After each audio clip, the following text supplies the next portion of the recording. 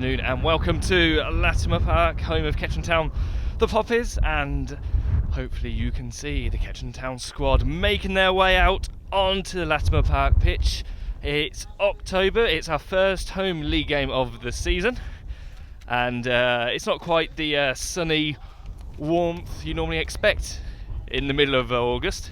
Instead, the latter ends of October, we have a lot more of a heavy pitch in front of us. Still though, looking very decent. There's been a few more games recently played on it. Hopefully it won't cut up too much.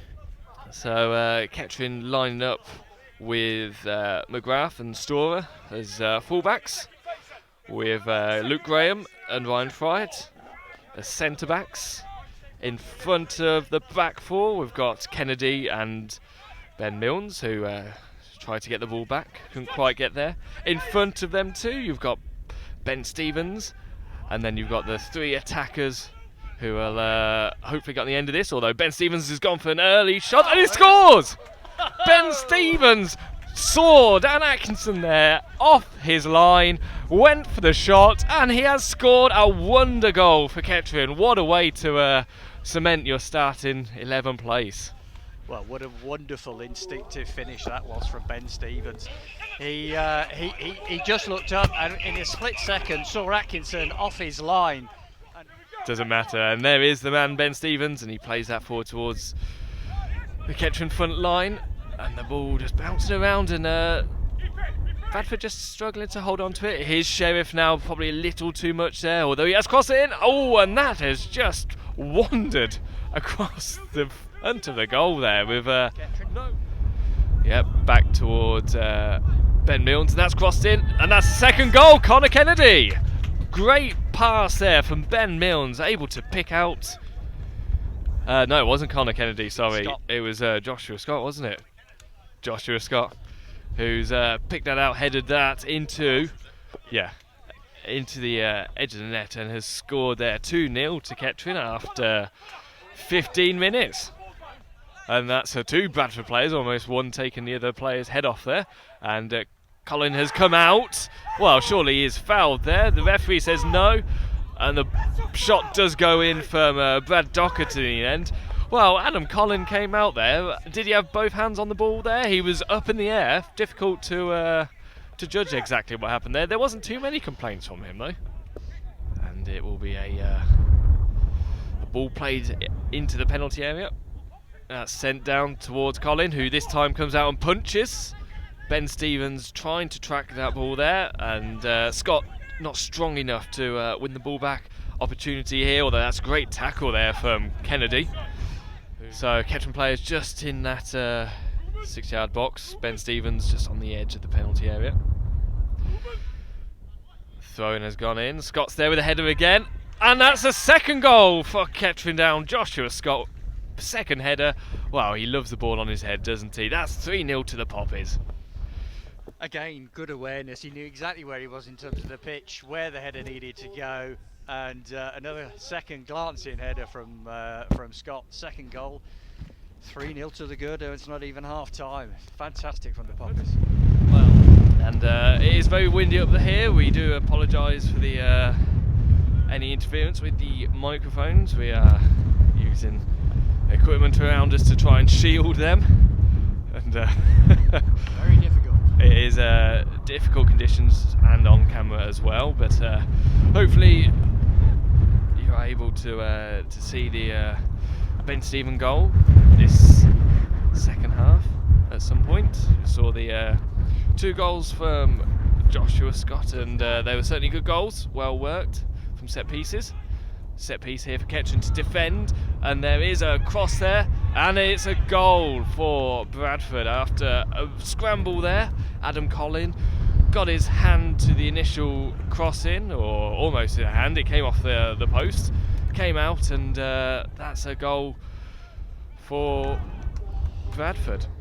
Yeah. Ben Milnes brings the ball down, plays it early, trying to pick out Oyson, and that's a foul again. He's taken out the second time this game. Josh Oyson has got up. Ben Stevens now brings the ball down, and he's well, it looks like he's fouled there as well. Referee says no, and it is getting quite physical out there, and Connor Kennedy, I feel, got to the ball first. Said to Paul Cook at half time, it was getting quite heated, a lot of frustration out there, and well, after seeing Orrington and Ben Stevens both fouled, I'm not sure about Stevens, but I think he lost his footing, but Orrington was definitely fouled, and the consequence of that is that Connor Kennedy he dived in, and you can't. Ben Milnes with a free kick, and that's a looped in, headed out. Not the clearest of free kicks, and it could be a chance now for Bradford. It's the number 10 Doherty on his own at the moment. He's got past 2 players, and it's required McGrath to come all the way back and clear that. Looking to advance, and Gary Storer has come forward, and the wind playing havoc here, and it could be a chance now with Josh Orrington charging forward, comes into the penalty area, looks for options, plays the ball to his left hand side, and that Sheriff plays the ball straight at Atkinson. Atkinson with a save there. Should have been 4-1 for Kettering. Still a chance here, and the shot from Ben Stevens, well, off target and over the stand as well. Great work there from Orrington, who managed to cut the ball back into the penalty area, but of all the places for Sheriff to put the ball, he put it straight to the goalkeeper. Deflected too much from the wind. Bradford 2 that play the ball on the ground towards Doherty. Doherty still keeps going. He's trying to get past McGrath. He does get the ball past McGrath, and there's a look from the referee to the linesman. The linesman back to the referee. I'm not sure if he felt there was a deflection there. No deflection. Goal kick. And they've put in the hard yards. Well, there's a lot of bodies on that line there, and that's come all the way across, and no one reacted to it at all. But a throw into Bradford it is. And the ball just not moving as Kettering want to at the moment, although that's a nice ball, and this could be a chance now for Kettering towards Akwe, and he just couldn't get on to the end of it there, just couldn't quite get on that pass from Kennedy. Good old hit there, but Kettering now continue.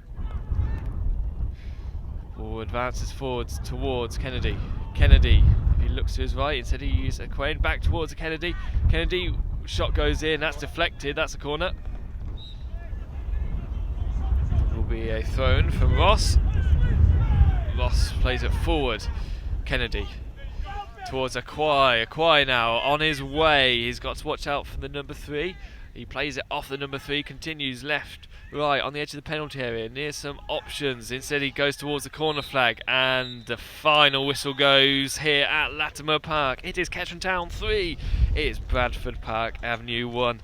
Goals come from Ben Stevens in the first half for Kettering, as well as Joshua Scott with 2 goals, and then the 1 goal from Bradford in the second half from Ollie Johnson. Well, Gary, apart from the rain, a positive start for Kettering at home in the league. Absolutely, it's a good bounce back for the Poppies. They've had the difficulties, the same as Bradford to be fair, but they won the game obviously in the first half. A good performance, good team performance, wonderful goal from Ben Stevens, 2 cracking headers from my man of the match, Joshua Scott. Here we go, not bad. Thank you, Ben. Welcome back to Kettering Town Football Club on Poppies TV, and what a start that was for you. Yeah, it was good. Good start from the boys, to be fair. It sat up for me lovely, and it was quite far out, so I thought with the wind, and I thought I should have a go, and I hit it, and it's gone sweet off my boot. And show you the goal actually. Let's get it on there. They didn't see it at half time, but here we go. Well, that's there's a celebration. There we go.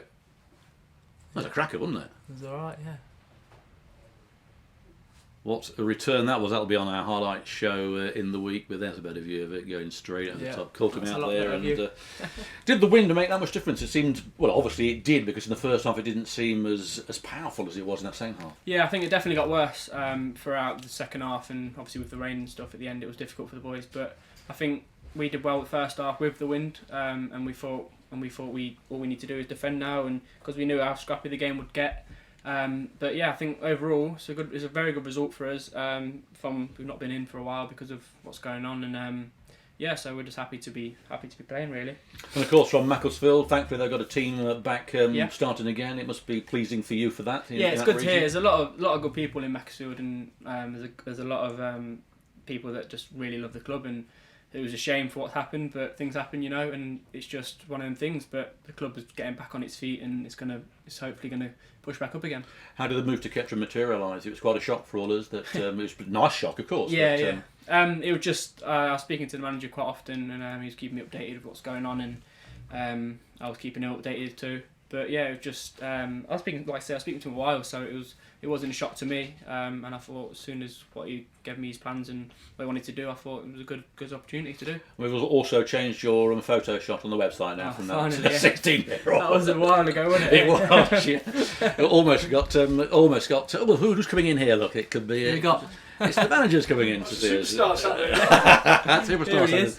Here he is, yeah, but it was a great performance overall, wasn't it? They came at you in that second half, didn't they? It wasn't the easy ride. Yeah, we knew that was going to happen. Obviously, the gaffer said that was going to happen, and we all knew with the wind it changed. So, we knew it was going to happen. So, it wasn't a great start with the goal they scored, but I think overall, we defended very well in the end. Took a bit of stick as well, didn't you?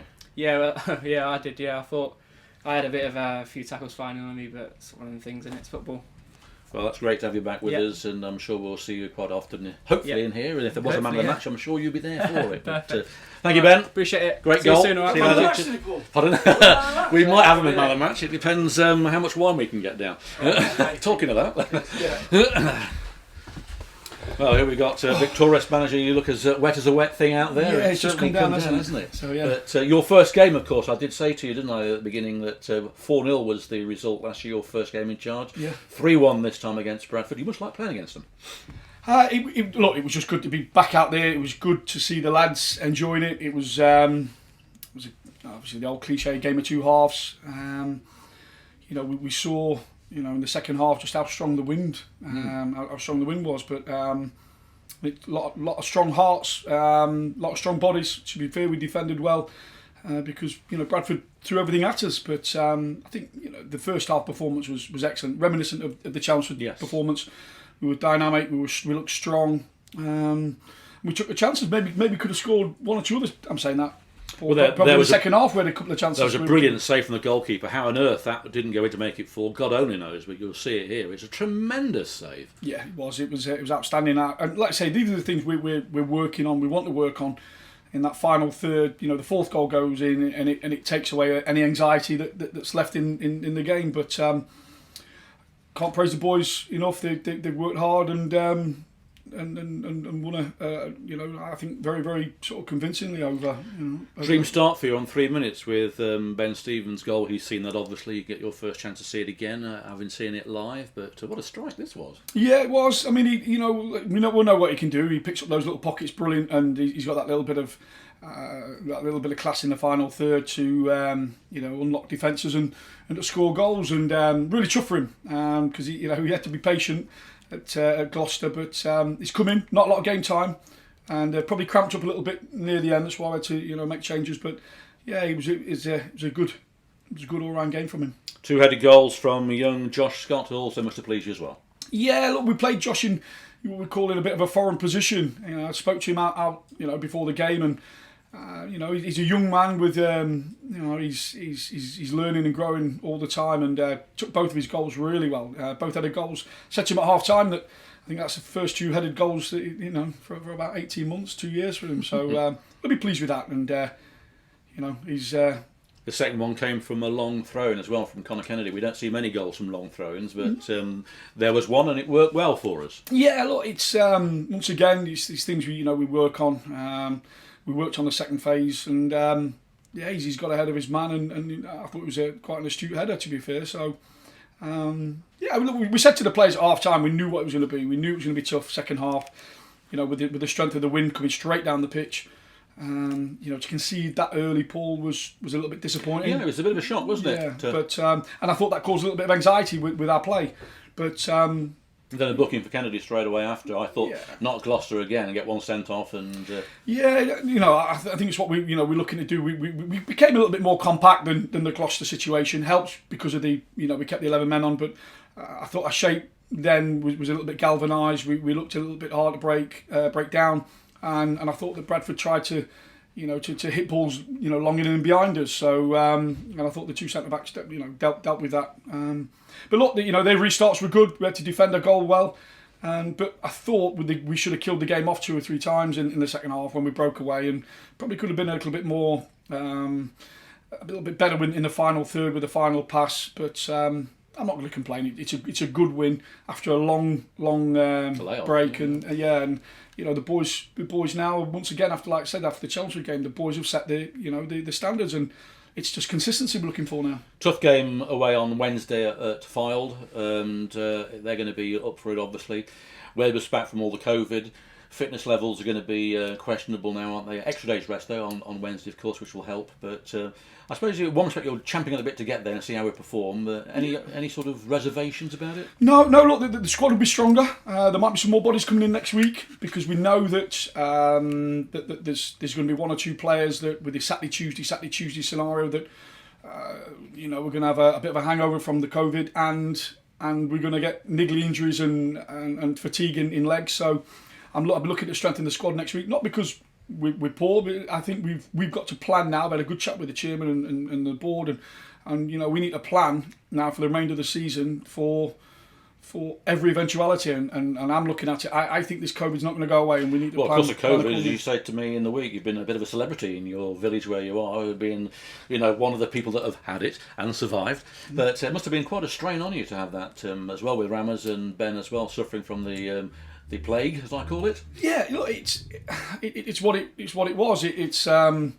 lot of people, sort of my neck of the woods, I've not sort of heard of anyone that's tested positive. So I said in the press, jokingly like that, I became a bit of a COVID celebrity. That everyone was like, no, you had it, yeah. Well, and then everyone asked the question of, was there a big red cross on your door? Or something? Well, yeah, it's a sort of there's a few times that there was a cart outside ready to cart me off to the graveyard. But no, joking aside, it's not a nice virus, and we need to respect it. We need to plan accordingly in terms of every eventuality. Everyone will get the run in the side. There might be changes for Wednesday night and some fresh legs. The bench is looking stronger now. Bernard Quine, a new signing. Yeah, look, I've just said to him, it's a hard one for him to come on in. Last 20 minutes of a game when the wind's coming against you. He's a skillful winger. I think he'll excite people, but he also showed today that he's got that grittiness about him, and that he can defend as well. So certainly gave the referee a little incitement, didn't he? With yeah, look, I don't think tackling's is the strongest part of his game, but and like I say, it was a booking. But is it like for like with the carry? Do you think? Look, the thing is, Paul, is we've got Josh Scott. We played with 3 centre forwards today. 2 out wide. I'd love to get Dikari down the middle. I'd love to get Josh Scott down the middle. We've got Lorne in there. That in another formation, we develop a nice pairing between the centre forwards that we've got. At the minute, Dikari's working and doing extra defensive duties, and Josh is doing extra defensive duties. Lorne did it. Big for the sake of the team, and I think that epitomises the mindset we've got in the squad. Is that they're sacrificing themselves, for the sake of the team. I thought Dikari was, we had to bring him off at the end. I thought he was, starting to blow a little bit, but he did so much defensive stuff that, to be probably honest, he's not used to. He's an out-and-out centre forward, he's a goal scorer, and it's just where we are as a club. I think we might develop into another system and another formation. But until we do that, the boys know that they're working extremely hard for the cause, for the team, and It's 3 points on the board. We're travelling away on Wednesday. We're not sure if there's going to be a game on Saturday because the game against York was cancelled. I don't know if we'll factor one in or not. I'm not sure on that yet. But the season seems to be now underway, doesn't it? Really. And well, we want it to be underway. I think it's been frustrating for everybody. We could go back to talking about the supporters, wanting the supporters into the stadium. It's well, it begs Alfred, doesn't it? Yeah, it's weird when you can hear players chattering on the field, and we need supporters back in there. But this virus is real. It's still around. I can see it having even a more severe impact on clubs. We've noticed over the last 24, 48 hours, other clubs are now, just my local club, Notts County, have just forfeited the FA Cup against Kings Lynn because it's there. So we can do nothing about it apart from prepare, respect it, prepare for every eventuality, and I'm sure we'll have ups and downs with this virus, but let's say we can do nothing but get on with it. Okay, Paul, thank you much for your time. You need to go and get a bit of a dry down, I think, from that weather out there. I'm staying over here until it stops, of course. But brilliant that we won 3-1, and let's hope we can continue on Wednesday, and we'll see you then. Thank you. Okay, Paul, all the best. Thanks. Cheers. Thank you.